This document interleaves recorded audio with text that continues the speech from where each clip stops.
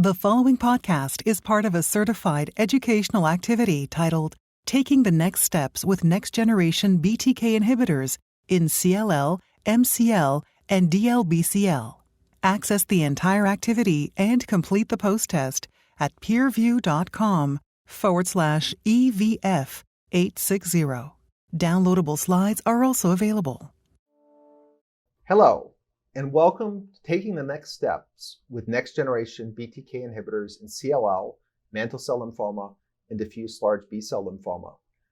I am Dr. John Byrd from the University of Cincinnati. I am pleased to be joined by my colleague, Dr. Kami Maddocks from The Ohio State University. Today we are going to explore some recent developments that can inform the use of next generation BTK inhibitors in the management of different types of B-cell malignancies. Throughout this, we will focus on the new evidence emerging from the 2022 American Society of Hematology meeting that occurred in December. After each segment, we'll also discuss practical points that may help you in applying some of the findings to your practice. Let's begin. This slide depicts the current state of BTK inhibitors in the United States for CLL, SLL, and non-Hodgkin's lymphoma. Since their initial approval in 2014, ibrutinib, we see two other second-generation BTK inhibitors, acalabrutinib and zanubrutinib, have been approved across multiple indications, including CLL, mantle cell lymphoma, marginal zone lymphoma, and Waldenstrom's macroglobulinemia. In the background, we have third-generation non-covalent inhibitors, pirtobrutinib and nemtabrutinib, heading forth to clinical trials in phase 3 clinical trials. When we look at BTK inhibitor options for the therapy of CLL, looking at the NCCN regimens that are approved, we see for upfront therapy, both acalabrutinib and zanubrutinib as monotherapy are approved and recommended, and obinutuzumab with the addition of acalabrutinib is included. Ibrutinib has fallen to a recommended therapy, but not preferred, in part because of some of the data that we will show later. Clearly, as we look at second-line therapies for BTK inhibitors in mantle cell lymphoma, we see that these are widely applied and applicable to three different drugs. The first-generation agent ibrutinib, plus or minus rituximab, zanubrutinib, and acalabrutinib. Based upon data that Dr. Maddocks will show, there's evidence of the use of BTK inhibitors for second-line consolidation and third-line when given potentially as part of CAR T cells. Unfortunately, while there was very promising data in DLBCL, generated from several different groups, their application is relatively limited to non-transplant candidates where these would be used in certain circumstances as in the non-germinal center B-cell lymphoma group. But there clearly is a setting for continuing to improve the BTK inhibitors. Ibrutinib was the first generation and really impacted so many different B-cell malignancies and the natural history of them.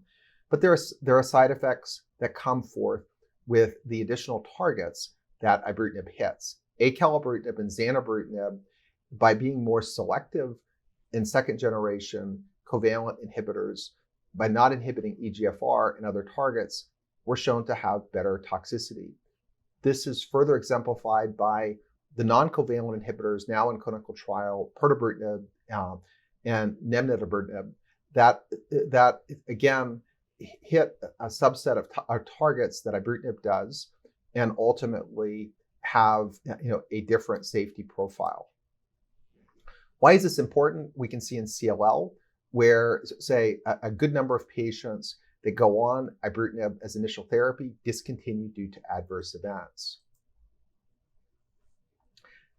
Although chemoimmunotherapy for mantle cell lymphoma is beneficial, we still have a lot of room to improve patients with this diagnosis, particularly patients who progress early in therapy after receiving chemoimmunotherapy, and that's 6 to 24 or less than 6 months in response or progressing during initial therapy.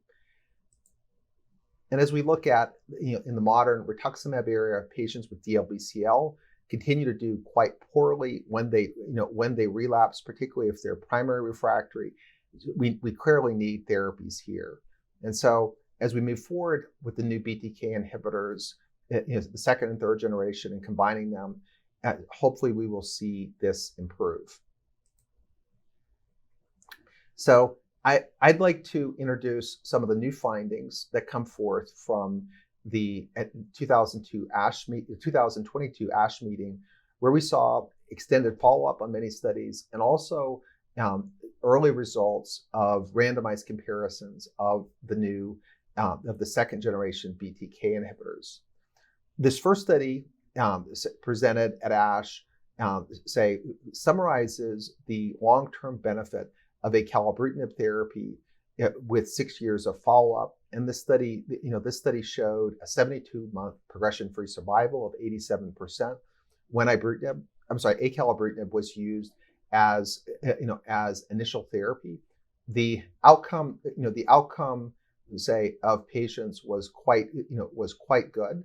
And discontinuations were quite common in this setting. Similarly, as we look at acalabrutinib and its use and its role as compared to ibrutinib, a study published earlier, in the Journal of Clinical Oncology, the Elevate Relapse and Refractory study actually compared ibrutinib to acalabrutinib and showed essentially identical progression-free survival with a hazard ratio of 1. This was a study to look for non-inferiority, and it clearly hit that endpoint. What was notable, though, was the improved safety. Acalabrutinib as a more selective BTK inhibitor had much less atrial fibrillation and flutter.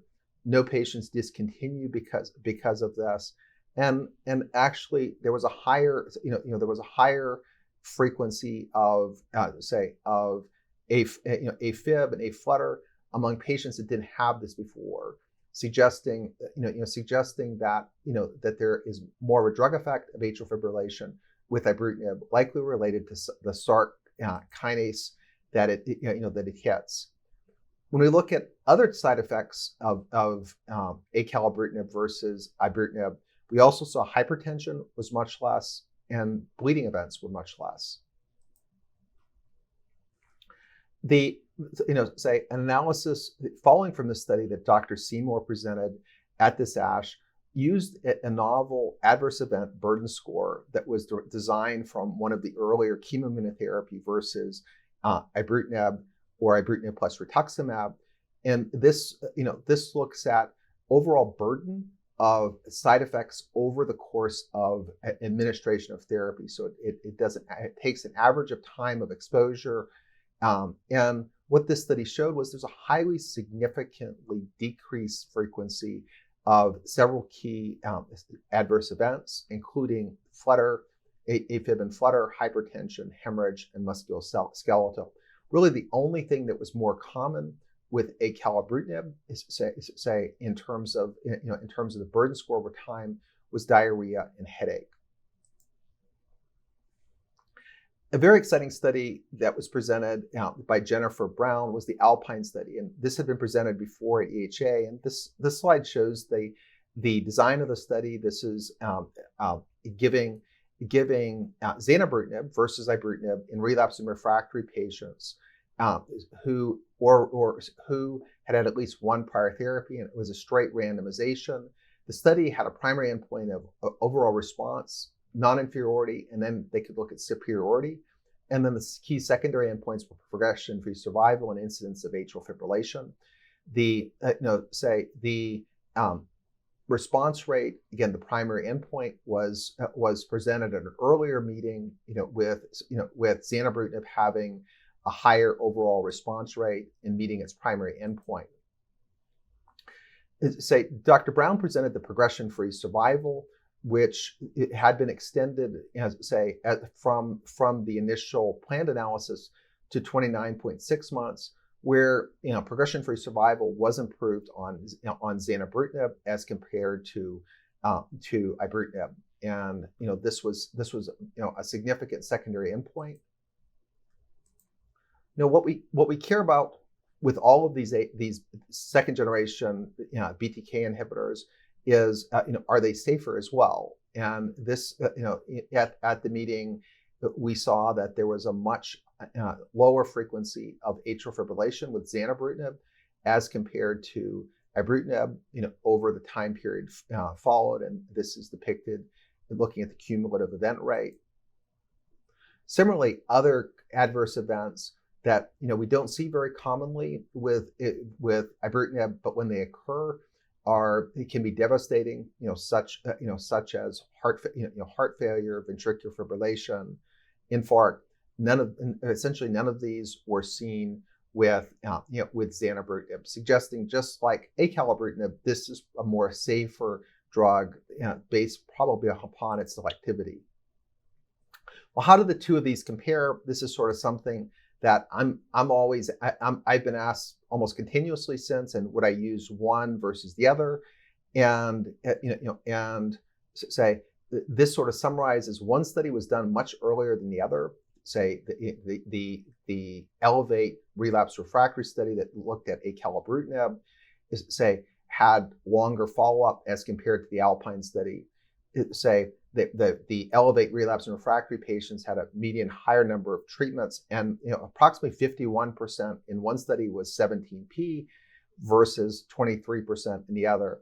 When you look at the responses across comparing acalabrutinib, it was 81%, it's 86% with zanubrutinib. The hazard ratio for survival, even though the acalabrutinib group had much higher risk patients, was very close, 0.82 to 0.76. So when I look at this, where do I consider the use of each of these agents? I often want to give obinutuzumab with acalabrutinib to get patients to a CR. There's data with this. There's not data with zanubrutinib. And I say zanubrutinib still has a fairly high frequency of hypertension. So patients who have hypertension, and obviously patients who are, if I start with zanubrutinib and they're intolerant to it, I would give that. Zanubrutinib finds its place in patients who have significant migraine headaches, or who may require aggressive therapy for gastroesophageal reflux, although there's a new formulation of acalabrutinib that can be considered for this as well. And then obviously patients who are intolerant of acalabrutinib. And there was data presented at ASH related to this, where zanubrutinib works very effectively there.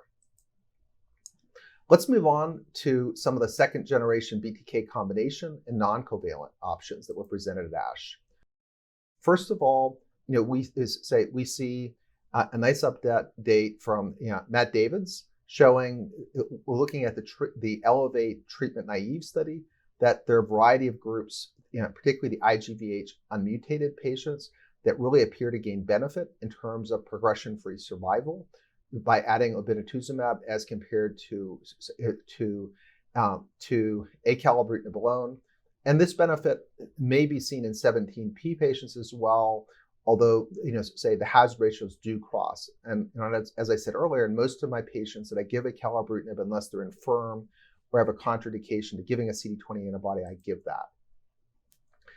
An update as well from Dr.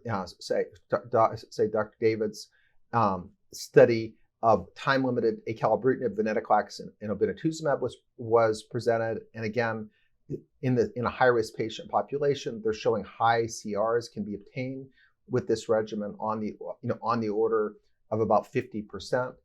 And this goes across all groups. And this study in part led to the design of the phase 3 MAGIC study that has been initiated and will enroll 750 patients around the country, looking at, comparing AV or acalabrutinib and venetoclax to venetoclax obinutuzumab. And this is a highly innovative study, a lot of excitement for this and this approach moving forward. There's also data that was presented at ASH related to combining zanubrutinib with both venetoclax, the Sequoia Arm D, which showed, again, you can get really, really high responses and a good number of CRs with this, with this combination in 17P patients. And then, say, Beijing is developing a second generation BCL2 inhibitor that has pharmaceutical properties that might be beneficial for a shorter exposure. And they presented a phase 1 study combining their new BCL2 inhibitor BGB 11417 with zanubrutinib. And again, 15 relapse and refractory patients, high response rates, 40% CR rate. And, and tolerability of this looked really good. So keep our eyes on this.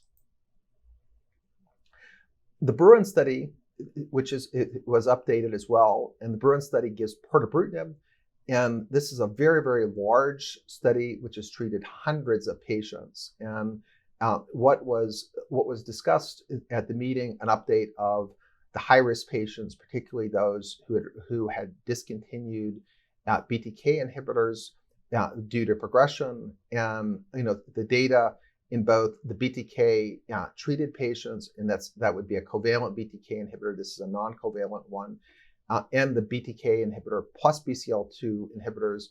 The response rates were very respectable. Say almost 80% when you include PR and PRL, and the patients that have persistent lymphocytosis with partial response otherwise don't really care, and they probably do just as well.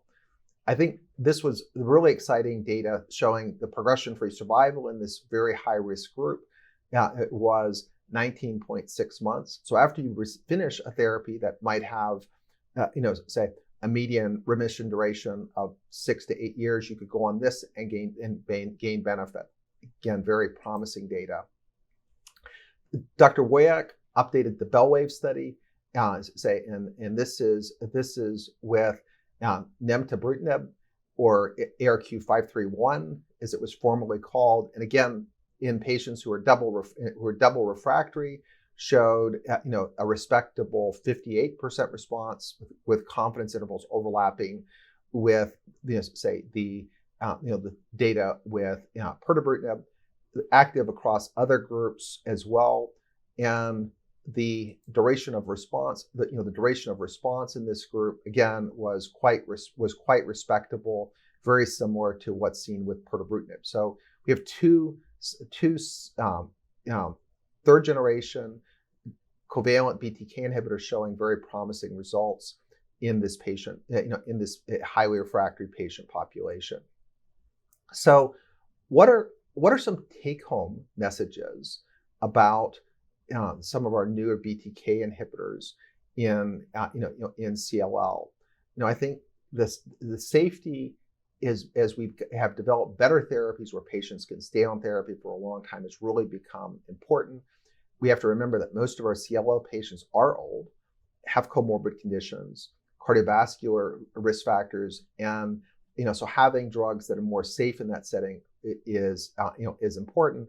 And we're fortunate to have two second-generation BTK inhibitors, acalabrutinib and zanubrutinib, that now are supported by head-to-head studies in major large phase 3 studies. I'm asked often.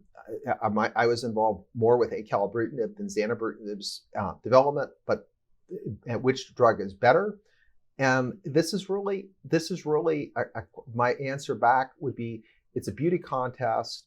And I would say it's like a universal beauty contest where the winner is really in the eye of the individual judge and the application of the drug, because both these drugs are really, really good.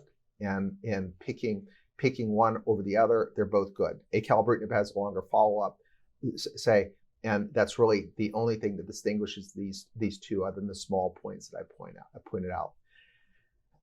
BTK, BCL2 combinations, do they have a role in 17P CLL? Certainly, although the Captivate and GLOW study led to EMA approval of ibrutinib plus venetoclax. It's a 2B indication in the NCCN guidelines, and right now, emerging data with acalabrutinib and zanubrutinib shows similar results when you combine with BCL2 inhibitors. I would just have a lot of caution with using these combinations outside of clinical trials because we have a very short long-term follow-up. These together can be more immunosuppressive, particularly venetoclax, and that until we have long-term follow-up, say with more than surrogate endpoints comparing this to chemoimmunotherapy, we need to be cautious in their use outside of clinical trials. What about the non-covalent inhibitors? Where do they fit? Where are they going and fit clinically? Say, based upon current evidence, these look to be highly efficacious. I think in their initial application, they likely will fall in the relapse and refractory setting, where we use them in double refractory patients first, because that's where the randomized studies are probably going to read out first. Both of these are active in Richter's transformation, and really, I'm honored to be on this call with somebody that's given these drugs in mantle cell lymphoma and large cell lymphoma and CLL as well, and I'd really be interested to hear where Dr. Maddocks, where you think these two, say both the covalent and the non-covalents fall, and your excitement for them in lymphoma. Thanks, Dr. Byrd. We'll go through updates from ASH 2022, new developments with BTK inhibitors in mantle cell lymphoma, and then transition to diffuse large B-cell lymphoma. The first abstract from ASH that I'll present actually is looking at data with the first generation BTK inhibitor ibrutinib, but I think that this is important to discuss, one, because it was a major update in mantle cell lymphoma, in part presented as part of the plenary session, and two, because as we've seen in Dr. Byrd's presentation in CLL, where we see ibrutinib, we see some of the second generation BTK inhibitors follow, and so I think this will matter for their use in the future as well. So the Triangle study was a randomized 3-arm study looking at patients with untreated mantle cell lymphoma who were candidates for aggressive chemoimmunotherapy and consolidation with autologous stem cell transplant. This trial randomized patients to one of 3 arms. Standard treatment, which was R-CHOP, R-DHAP for 6 cycles, followed by autologous stem cell transplant, and then observation. It's important to note that rituximab maintenance became a standard after transplant during this trial enrollment, and so it was amended so that all 3 arms patients received rituximab maintenance and not just observation.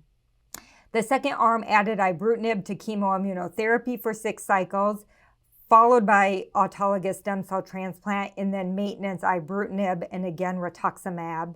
And then the third arm incorporated ibrutinib into standard chemoimmunotherapy, but eliminated the transplant and treated patients with ibrutinib and then rituximab maintenance.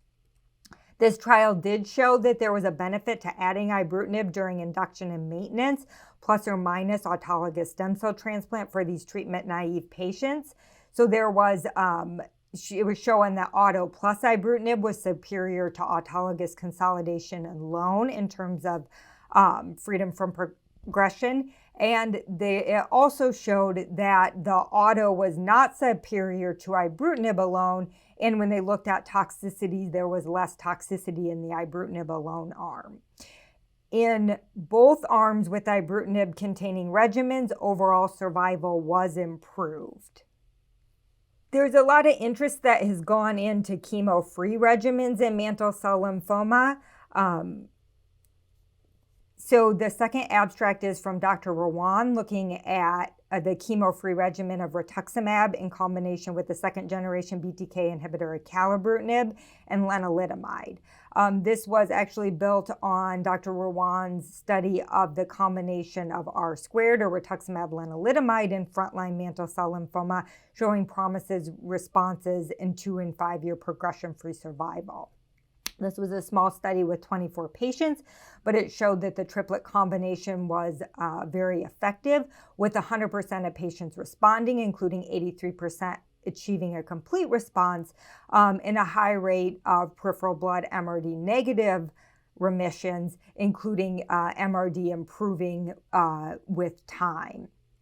Follow-up is short, but 2-year progression-free survival of 86.7% and a 2-year survival of 100%.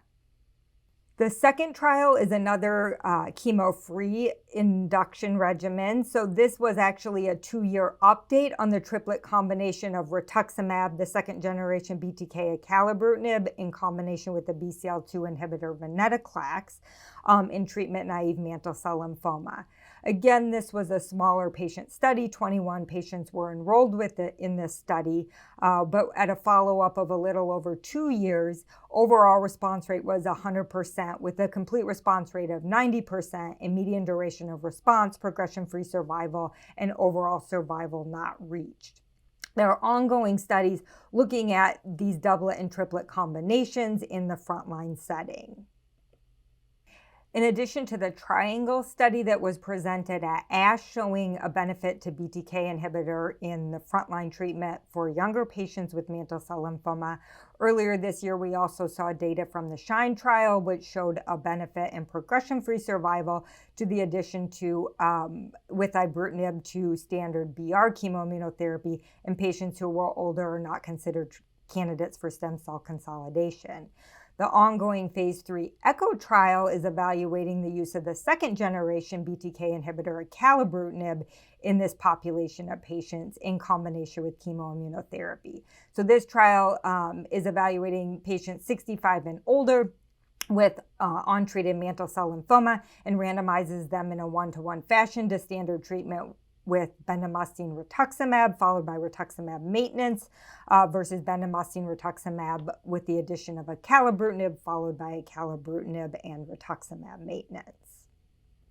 Another abstract presented at ASH was looking at longer follow-up of zanubrutinib in the second line and later setting for relapsed refractory mantle cell lymphoma. So this was a pooled analysis looking at outcomes of patients treated with zanubrutinib for relapsed refractory mantle cell lymphoma and looked at outcomes based on patients who had received only one prior therapy or who had received more than one prior therapy. The median follow-up was close to 3 years, and it showed promising progression-free survival in all patients with a median PFS of 22 months in those patients who had received more than one prior therapies, and then of 27.8 months in those patients who had only received one prior therapy, which was not statistically significant. There was, however, an overall survival benefit with the current follow-up for those patients who received zanubrutinib in the second-line setting. The phase 1/2 Byrd trial, which Dr. Byrd mentioned and talked about results in CLL, this non-covalent BTK inhibitor pirtobrutinib has also been evaluated in mantle cell lymphoma in the same trial. There was a cohort of patients with mantle cell lymphoma. 134 patients with mantle cell lymphoma have been reported on, the majority of which have received prior BTK and either have gone off due to progression or intolerance. The updated data from the original data presentation was presented at ASH, showing again that pirtobrutinib was highly active in relapsed refractory mantle cell lymphoma, including in patients who had progressed on or were intolerant to prior BTK inhibitors. So of the 90 patients who had received prior BTK inhibitor, the overall response rate was 57.8%, with 20% of patients achieving a complete response. There was a small population of patients who were BTK inhibitor naive in this trial, only 14 patients, but very high overall response rate of 85.7% with a 35.7% complete response rate. Now to transition to diffuse large B-cell lymphoma. So diffuse large B-cell lymphoma is actually an area where BTK inhibitors do not have an approval. And the progress we've made here, I would say, is not as far along as it is in some of the other B-cell malignancies as far as trials and approval and activity. However, we have seen trials that have shown that this likely has a role, at least in some populations of patients in diffuse large B-cell lymphoma. So the first generation BTK inhibitor ibrutinib was initially evaluated in a trial of relapsed refractory diffuse large B-cell lymphoma, showing about a 40% overall response rate, with most of those responses occurring in patients with non-germinal center type B-cell lymphoma. This actually led to a randomized phase 3 trial, the Phoenix trial, that randomized patients with newly diagnosed diffuse large B-cell lymphoma to standard treatment with R-CHOP versus R-CHOP with the addition of ibrutinib. This was a negative trial. It did not meet its primary endpoint of progression-free survival. However, when it was looked into the data in the patient populations, it did appear that younger patients benefited from the addition of ibrutinib, whereas older patients did not benefit from the addition of ibrutinib. And really, in looking at that data, it looked like that appeared to be a lot due to treatment intensity and toxicity. So patients did not receive the same treatment intensity due to toxicities and inability to tolerate the R-CHOP ibrutinib combination. Acalabrutinib has also been shown to have efficacy in non-germinal center diffuse large B-cell lymphoma, supporting further study. So to highlight a few abstracts at ASH that look at acalabrutinib, so acalabrutinib added to second-line chemoimmunotherapy in an attempt to improve responses pre-autologous stem cell transplant. So there's an ongoing phase 2 study evaluating acalabrutinib in combination with rice chemotherapy in relapsed refractory diffuse large B-cell lymphoma. This trial actually has 2 cohorts of patients. In cohort A was presented. These patients received acalabrutinib in combination with rice chemotherapy with intent to go to autologous stem cell transplant. Cohort B, which was not presented, was patients who received acalabrutinib in combination with chemoimmunotherapy and then acalabrutinib maintenance without the intent to go to transplant. So in this population of patients treated with acalabrutinib in combination with rice, the overall response rate was 74%, with a complete response rate of 53%, and 68% of patients did go on to the intended autologous stem cell transplant with adverse events similar to what's seen with chemoimmunotherapy. So this suggested, based on historical data, that there may be a benefit to adding BTK inhibitor to chemoimmunotherapy to improve outcomes in order to go to autologous stem cell transplant, and more to come on that. And then I'll highlight the phase 3 Escalade trial, which is testing the R-CHOP in combination with acalabrutinib for non-GC diffuse large B-cell lymphoma. So this is enrolling 600 patients age 70 or less with untreated non-GC lymphoma with a primary endpoint of progression-free survival. Patients are allowed to receive 1 cycle of R-CHOP chemotherapy, and they're randomized in a 1-to-1 fashion to R-CHOP placebo versus R-CHOP acalabrutinib. And then the last abstract that I'll highlight here is looking at BTK in combination with rituximab in elderly unfit patients. So the majority of patients with diffuse large B-cell lymphoma are going to be treated with chemoimmunotherapy. However, we know there's a population of patients who are very elderly or unfit with comorbidities that do not allow them to tolerate chemoimmunotherapy. And there's interest in non-chemo combinations in this population of patients. So this is actually a very small study. Only 10 patients were enrolled to this study, but this looked at the combination of rituximab with zanubrutinib for 8 cycles, and then zanubrutinib continued until progression. 8 of the 10 patients were evaluable for response with an overall response rate of 87.5% and a complete response rate of 62.5%, suggesting that there may be activity in this population of patients with this combination who are not able to tolerate more intensive therapy. So looking at take-home points for BTK inhibitors in mantle cell lymphoma, I think, in mantle cell lymphoma, we have 3 approved BTK inhibitors in the second-line setting. Unlike some of the other diseases, there's actually never been a head-to-head comparison in mantle cell lymphoma. So while the efficacy looks similar, we don't have any randomized data to say one is better or worse from that standpoint.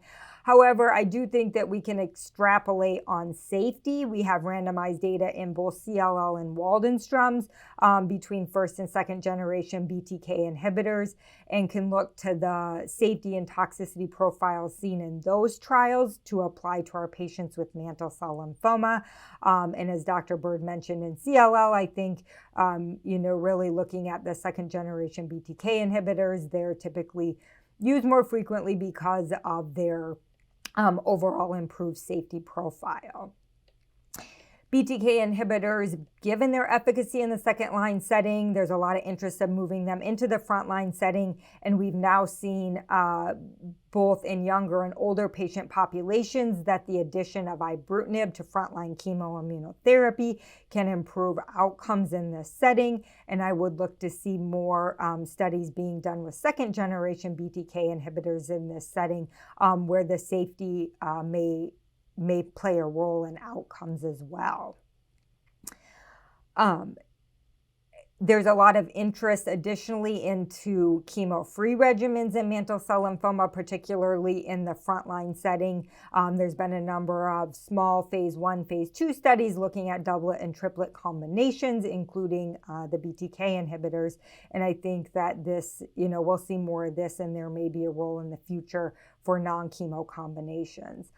Lastly, like in CLL, I think that the role for the non-covalent BTK inhibitors, at least initially, will be in the setting of patients who progress or are intolerant to the covalent BTK inhibitors, but there's an ongoing randomized phase 3 trial that will inform us if there's a role for the non-covalent earlier or kind of in place of the covalent inhibitors. Take homes in diffuse large B-cell lymphoma. I think it's important to note that we actually do not have FDA-approved indication for BTK inhibitors in diffuse large B-cell lymphoma. However, there is evidence from multiple clinical trials suggesting that these agents are active, particularly in patients with non-germinal center B-cell lymphoma. Including a frontline trial that suggested maybe some benefit in select populations of patients, but that toxicity can be a concern, and we will see more to come on combinations of these second-generation BTK inhibitors with chemoimmunotherapy in the setting of diffuse large B-cell lymphoma. Dr. Byrd, do you have any additional comments or thoughts on BTK inhibitors in mantle cell lymphoma? It's really striking how the field has moved so quickly in a relatively uncommon disease, because there are only 2,000 cases of this a year, correct? And so I think what's the pilot data with the chemo-free regimens and the autologous transplant-free regimen, and I wonder. Do you think we'll, in the younger patients, and because in CLL we've rapidly moved away from giving chemotherapy at all. Do you see promise in these chemotherapy-free regimens for younger patients with mantle cell, or do you think that we're sort of at a point like we were with DLBCL that where you would never think of walking away from CHOP because it cures a subset of patients? I do think in mantle cell there's going to be a role for chemo-free regimens. We're already seeing, a randomized trial looking at BR versus zanubrutinib, and that will obviously inform the potential for that. But I think these are active agents. Of course, mantle cell lymphoma and CLL are different. We don't get the same duration of responses that we do in CLL with mantle cell, but these are still very effective effective therapies. And I think combinations using MRD to guide treatment decisions, time-limited therapy, and retreatment with these combinations are all things that we can think about as future trials and future things to investigate as we think about are we able to use these agents in the frontline setting. Yeah, no, and there was so much data at the meeting about the bispecifics and the cellular therapies. So it's going to be interesting to see how the second generation BTK inhibitors get intermixed with that, with those agents as well. Oh, absolutely. I think the nice thing about, those agents in the second generation BTK inhibitors is that it looks like probably those are combinations that we're going to be able to look at and probably earlier in lines of therapy and in high-risk patients with mantle cell lymphoma. So we're seeing activity in those patients with TP53 mutations, which are our highest risk population of patients. I think one of the things about cross-disciplinary groups, often lymphoma doctors practice in a different group than CLL doctors. We're often with the leukemia doctors, and the BTK inhibitors for cellular therapy, particularly CAR T cell therapies, has really taken less effective CARs to being really effective. So it'll be interesting to see how these agents move into that space. Yes, I agree. Do you have any thoughts on BTK in diffuse large B-cell lymphoma? Yeah, that's quite provocative. Again, this is an area where it seems like this would have worked, and we'd have a positive phase 3 study if we'd have had maybe less toxic and less toxic initial drug. And I'm really excited to see what Dr. Sen's study is going to show, because I think this was the experience with ibrutinib with Richter's was very disappointing. And acalabrutinib, you see a suggestion of activity with putting more intensive pressure on the target. And zanubrutinib, zanubrutinib the same, and pirtobrutinib is fairly active in Richter's transformation.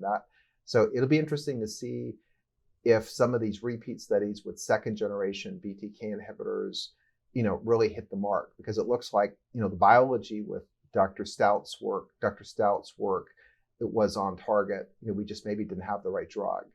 Are the lymphoma doctors still excited about these agents in the setting, Dr. Maddocks?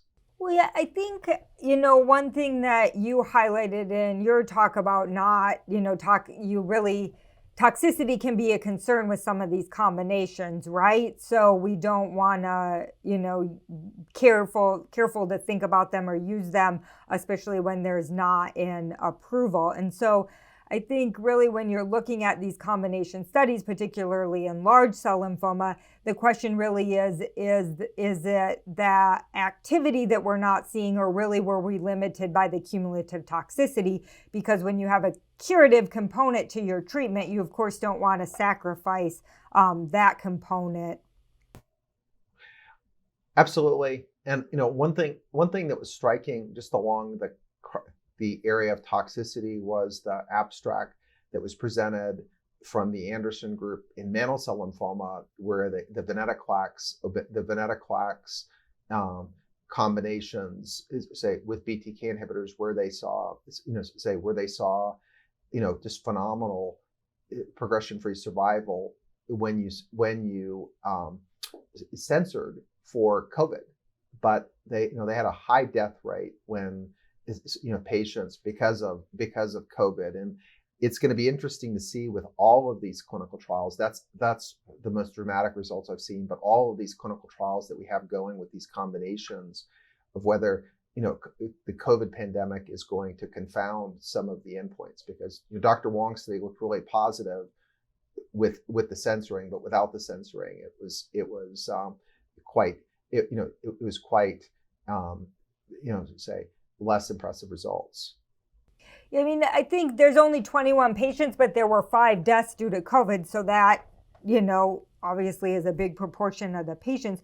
But I think, that highlights a really good point with these therapies, particularly when we're looking at combining rituximab and B-cell depleting therapy. COVID has been a real challenge. And I don't know if there's a difference in the other combinations, or maybe the difference in the two studies was the time during COVID and the supportive care we had available. Treatments for COVID, Evusheld, did those things help in the later study? But I agree, looking into the future and going back to see how COVID, I think it is going to have a big impact on a number of these studies. I'm curious, what's your take on the data that we presented, say from the CLL at ASH? Where do you see the second generation BTK inhibitors going relative to ibrutinib? And I would just be curious about your general thoughts on what was at ASH. Yeah, I think really we've learned a lot, and as I said, extrapolated what we've seen in CLL trials to mantle cell lymphoma, because you have randomized data and we don't have randomized data between the different BTK inhibitors. I think it's hard to say, can we say that one is more efficacious or will improve progression-free survival in mantle cell because it did in CLL? I don't know that we can extend that, but I certainly do feel like the toxicity data has been very helpful, because I do feel like the choice for treatment really has gone to the second generation BTK inhibitors, and that's because of the toxicity profiles of these agents.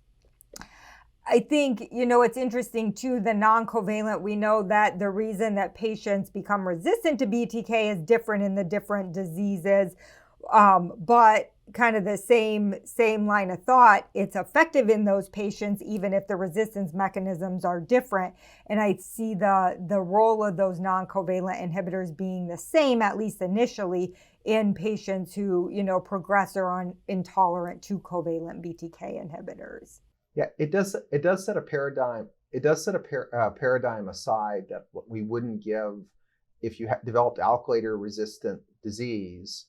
You wouldn't give another alkylator agent that's of similarity. But in these studies in CLL, and we have more patients. That's why we can do, say, randomized studies in this disease. It take much longer to do a mantle cell study.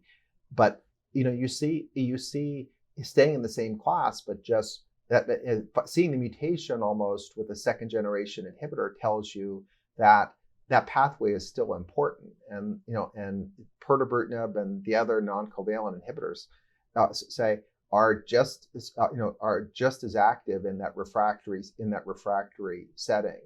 And hopefully we'll get these across the finish line soon. I say ibrutinib got approved in mantle cell first, and it looks like pirtobrutinib is headed that same path. But I can't wait to be able to apply these in my double refractory patients where we don't have anything right now.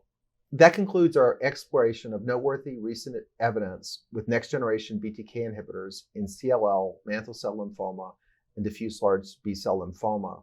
I want to thank Dr. Maddocks for being part of this program with me, and I hope that you found this activity informative and useful in your practice. Thank you very much. This activity is certified by PVI, Peerview Institute for Medical Education. Remember to download the slides and practice aids. Thank you for listening. Download materials and complete the post-test for instant credit at peerview.com/EVF860. This activity is supported by an independent educational grant from AstraZeneca.